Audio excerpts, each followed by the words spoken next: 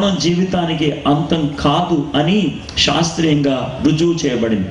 1956 సంవత్సరంలో doctor Raymond moody అనే గుండె జబ్బు నిపుణుడు అమెరికాలో ఉన్నటువంటి ఆయన దగ్గరికి ఒక పేషెంట్ వచ్చాడు. ఆ పేషెంట్ చచ్చిపోయాడు. డాక్టర్ గారు ఈయన చచ్చిపోయాడండి అని అన్నారు. సార్ ఇప్పుడే తీసుకొస్తున్నప్పుడు దారిలో ప్రాణం పోయింది సార్, మీరేమన్నా చేయండి అని అన్నారు. ఆ డాక్టర్ గారు గుండె మీద రుద్దాడు, నోట్లోకి ఆయన ఆక్సిజన్ అందించాడు, కాళ్ళకు రుద్దటం మొదలు పెట్టాడు. 3 రకాలైనటువంటి ఇంజెక్షన్లు ఇస్తారు ఆ సమయంలో, డెరిఫిలిన్, ఎడిజోన్, ఆడ్రలిన్ అనేటువంటి 3 రకాలైనటువంటి ఇంజెక్షన్స్. అవి గబగబా పొడి చేశాడు. అతనికి పొడిస్తే ఒక 4 నిమిషాల తర్వాత ఆయన అతను గాలి పీల్చడం మొదలు పెట్టాడు, బతికాడు.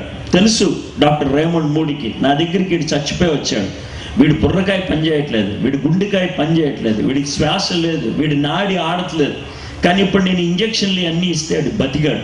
డాక్టర్ రేమండ్ మూడీ ఆలోచించాడు, వీడు చచ్చిపోయి వెనక్కి వచ్చాడు కదా, ఈ చచ్చిపోయినప్పుడు వీడు ఎక్కడికి వెళ్ళాడు, చావు అంటే ఏంటి అని తెలుసుకోవాలనిపించింది.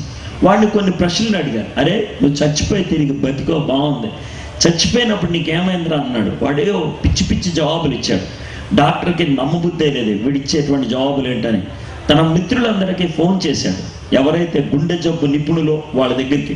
వాళ్ళతో ఏమని చెప్పాడంటే, రానున్న 6 నెలల్లో మీ దగ్గరికి ఎవరన్నా పేషెంట్లు వచ్చి వాళ్ళు ఒకవేళ చచ్చిపోతే వాళ్ళకి నువ్వు ఇంజక్షన్లు ఇవన్నీ ఇవ్వటం బట్టి తిరిగి వాడికి ప్రాణం వస్తే కనీసం 4 నిమిషాలు చావును అనిపించిన వాళ్ళు ఉన్నట్లయితే వాళ్ళని నేను అడిగే ప్రశ్నలు అడగని ఒక లిస్టు పంపించాడు. రానున్న 6 నెలల్లో 153 కేసులు వచ్చాయి. 153 కేసులు. ఆ 153 కేసుల యొక్క జాబితా తన దగ్గరికి వచ్చింది. అందుట్లో 7 కేసులు ఇండియా నుంచి, అందుట్లో 1 కేసు ఆంధ్రప్రదేశ్ నుంచి. ఆంధ్రప్రదేశ్లో చచ్చిపోయి 2 గంటల తర్వాత మళ్ళీ ప్రాణం వచ్చినటువంటి వ్యక్తి ఉన్నాడు. అతని పేరు ప్రశాంత్. ఆంధ్ర యూనివర్సిటీలో చదువుకునేటువంటి ఆ కుర్రోడు యాక్సిడెంట్లో చచ్చిపోయాడు. ఆయన హాస్పిటల్కి తీసుకెళ్లారు. చచ్చిపోయినటువంటి వ్యక్తిని మార్చిరీలో పడేశారు. అయితే గంట తర్వాత ఆయన తిరిగి మెదలటం మొదలు పెట్టాడు. అతన్ని కూడా ప్రశ్నించారు. ఈ 153 మంది ఇచ్చినటువంటి జవాబును బట్టి చచ్చిపోయిన తర్వాత ఏమవుతుందో డాక్టర్ రేమండ్ మూడీ మొదటిసారిగా ముద్రించాడు. ఇది శాస్త్రీయమైనటువంటి నివేదిక. నేను పేర్లు చెప్పాను, సర్వేలో ఉన్నటువంటి సంఖ్యలు చెప్పాను. ఇవన్నీ ఎందుకు చెప్తున్నానంటే నేను కల్పించి మాట్లాడట్లేదు, ఇది చరిత్ర, దీన్ని ఎవరు కాదంటానికి వీల్లేదు. ఆయన 7 పుస్తకాలు రాశారు. ఈ 7 పుస్తకాలు కూడా చావు తర్వాత జీవితం గురించే. అందుట్లో తొలి పుస్తకం లైఫ్ ఆఫ్టర్ డెత్, మరణం తర్వాత జీవితం. అందుట్లో ఈ 153 మంది ఇచ్చినటువంటి సాక్ష్యాలు రాసుకుంటూ వచ్చారు. వాటినన్నిటిని ఆయన సేకరించి మరణం తర్వాత ఏమవుతుందో శాస్త్రీయంగా లోకానికి అందించాడు. వాళ్ళు ఏమని చెప్పారంటే, మేము చచ్చిపోయినప్పుడు మమ్మల్ని ఎవరో బాగా కుదుపుతున్నట్లు అనిపించింది, మా శరీరంలోంచి మేము బయటకు వచ్చేసాం, అద్దంలో నన్ను నేను చూసుకున్నట్లు నా శరీరాన్ని నేను చూసుకోగలిగాను. ఆ తర్వాత ఓ నల్లటి స్వరంగం గుండా చాలా వేగంగా వెళ్ళిపోయాను. స్వరంగం అవతలికి వెళ్ళింది 15 మంది మాత్రమే, 153 మందిలో. మహా వెలుగున్నది అక్కడ.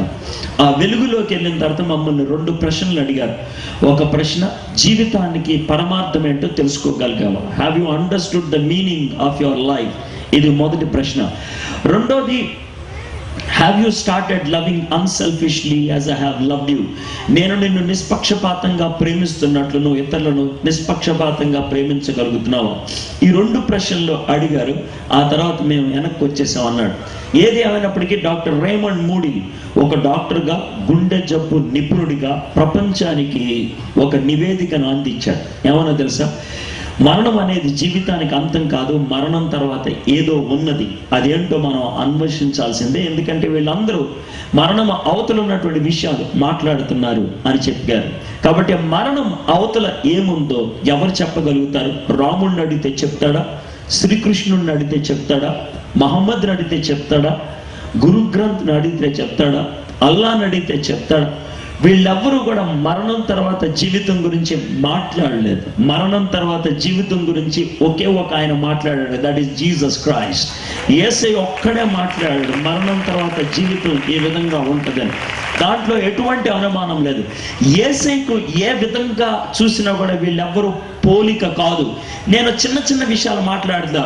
గుడ్డోడికి కళ్ళు వచ్చాయి, కుంటోడు నడిచాడు, పక్షవాతం పోయింది, ఇవన్నీ గోళికాయలు ఆడుకోవటం, ఇవన్నీ గోళికాయలు, చిన్న చిన్న విషయాలు, ఇవి నథింగ్. యేసే చచ్చిపోయి తిరిగి లేచాడు, అది కావాల్సింది.